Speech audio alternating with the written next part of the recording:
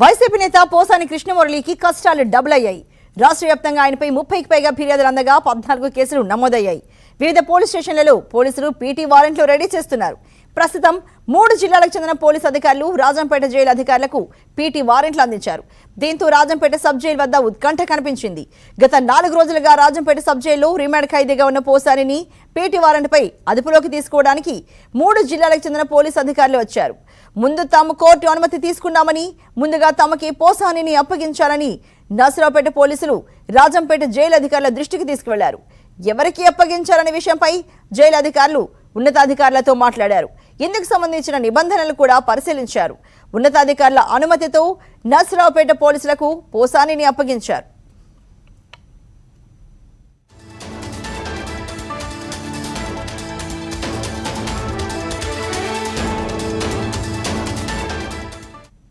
మరోవైపు పోసాని చుట్టూ వారెంట్ల ఉచ్చు బిగిస్తోంది. ఇటీవలే అన్నమయ్య జిల్లా ఓబులవారిపల్లి పోలీసులు హైదరాబాద్ లో అరెస్ట్ చేసి రాజంపేట కోర్టులో ప్రవేశపెట్టగా ఆయనకు జ్యుడిషియల్ రిమాండ్ విధించింది కోర్టు.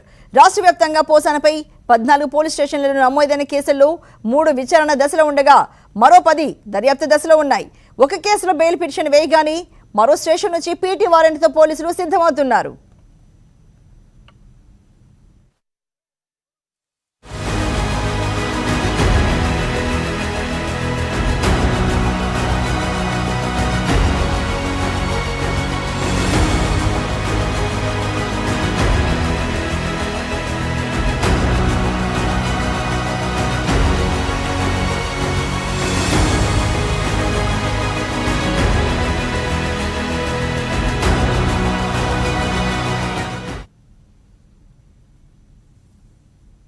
ఇక CM Chandrababu deputy CM Pawan కళ్యాణ్పై అసభ్యకరంగా విమర్శలు చేసిన పోసానిపై విచారణ పరంపర కొనసాగుతూనే ఉంది. పల్నాడు జిల్లా నర్సరావుపేట కోర్టులో ఆయన్ను హాజరుపరిచేందుకు అన్నమయ్య జిల్లా రాజంపేట సబ్ జైలు నుంచి పీటీ వారెంట్పై సోమవారం తరలించారు. నర్సరావుపేట మొదటి అదనపు జూనియర్ సివిల్ జడ్జ్ కోర్టులో రాత్రి 7:15 సమయంలో హాజరుపరిచారు. ఈ సందర్భంగా జరిగిన విచారణలో ప్రాసిక్యూషన్ తరపున ఏపీపీ లక్ష్మీరామ్ నాయక్, పోసాని తరపున న్యాయవాది వాదనలను వినిపించారు. పోలీసుల తరపున ఏపీపీ లక్ష్మీరామ్ నాయక్ వాదనలు వినిపిస్తూ పోసానిపై రాష్ట్ర వ్యాప్తంగా 14 కేసులు పెండింగ్ లో ఉన్నాయని, వారం రోజుల పోలీస్ కస్టడీకి ఇవ్వాల్సిందిగా పిటిషన్ దాఖలు చేశారు. అయితే పోసాని రూమ్టాయిడ్ ఆర్థరైటిస్ తో బాధపడుతున్నారని, గొంతుకు ఆపరేషన్ చేయించుకున్నారని ఆయన తరపు లాయర్లు వాదించగా వాటికి సంబంధించిన ధృవీకరణ పత్రాలు ఏమీ లేకపోవడంతో తక్షణ ఇబ్బందులు ఏమైనా ఉన్నాయా అని న్యాయాధికారి ప్రశ్నించారు. అటువంటిదేమీ లేదని పోసాని తరపు లాయర్ బదులిచ్చారు.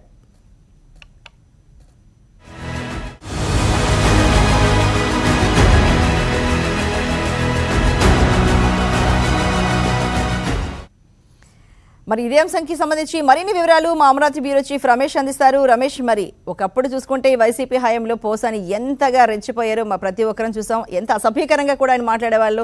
సాధారణమైన ప్రజలు కూడా ఆ భాష వినడానికి చాలా హేయంగా ఉండేవి ఆయన మాటలు. ఇప్పుడైతే మరి పీటీ వారెంట్లు వరుసగా ఎదుర్కొంటూ వస్తున్నారు. ఎలా ఉంది ఆయన పరిస్థితి అనుకోవచ్చు? మరి ప్రస్తుతానికైతే మాత్రం పోసానికి సంబంధించి ఆయనకి అగెనెస్ట్ గా ఇప్పుడుగా కేసులు బుక్ అవుతా ఉండే. ఇప్పటి వరకు కూడా రాష్ట్ర వ్యాప్తంగా దాదాపు 30 పోలీస్ స్టేషన్లలో పోసాని పైన ఫిర్యాదులు చేయడం జరిగింది.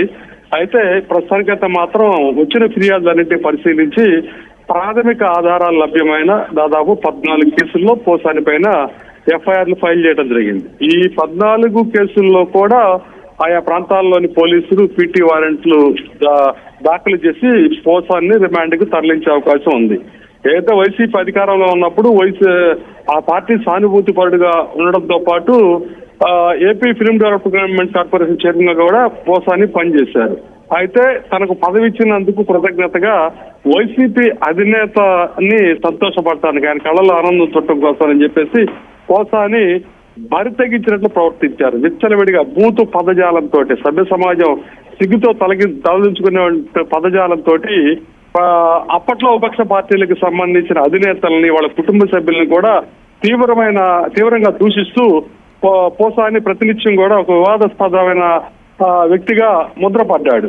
అయితే వరిదగించి అప్పుడు పోసాని చేసిన వ్యాఖ్యలకు కానీ వాడిన పదజాలానికి సంబంధించి కూడా అప్పట్లో కేసులు నమోదైనప్పటికీ కూడా, కేసులు ఫిర్యాదులు చేసినప్పటికీ కూడా ఆ ఫిర్యాదులను పోలీసులు పట్టించుకోలేదు. అధికార పార్టీ అండ ఉండడంతో పోసాని పైన పెట్టిన ఏ కేసును కూడా ఎఫ్ఐఆర్ నమోదు చేయలేదు.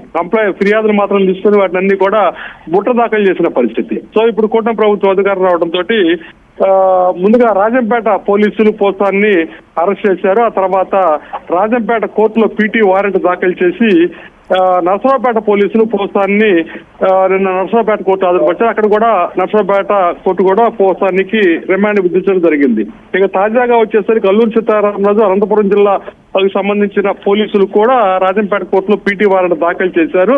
అయితే అక్కడ నర్సరావుపేట పోలీసులు అదుపులోకి తీసుకోవడంతో ఇప్పుడు తాజాగా నర్సరావుపేట కోర్టులో పీటీ వారెంట్ దాఖలు చేయాలా లేదా రాజంపేటలో ఆల్రెడీ పీటీ వారెంట్ దాఖలు చేశాం కాబట్టి అది సరిపోతుందనే దానికి సంబంధించి న్యాయ నిపుణుల సలహాలు తీసుకుంటున్నారు పోలీసులు. సో ఈ నేపథ్యంలో ప్రస్తుతానికైతే మాత్రం ఇప్పుడు నర్సరావుపేట అయిపోయిన తర్వాత అల్లూరు సీతారామరాజు జిల్లా పోలీసులు కానీ అనంతపురం పోలీసుల జిల్లా కానీ పీటీ వారెంట్ మీద పోసాన్ని అరెస్ట్ చేసి అదుపులో తీసుకునే అవకాశం కనిపిస్తా ఉంది. వీటి తర్వాత మిగతా ఈ 4 అయిపోయిన తర్వాత మిగతా 10 ప్రాంతాలు ఆ తదుపరి నమోదైన కేసు ఆధారంగా పోసానికి సంబంధించి రాష్ట్ర వ్యాప్తంగా నమోదైన ప్రతి కేసులోనూ అదుపులోకి తీసుకొని రిమాండ్కి తరలించే అవకాశం అయితే చాలా స్పష్టంగా కనిపిస్తా ఉంది. Archana. Right Ramesh, thank you so much.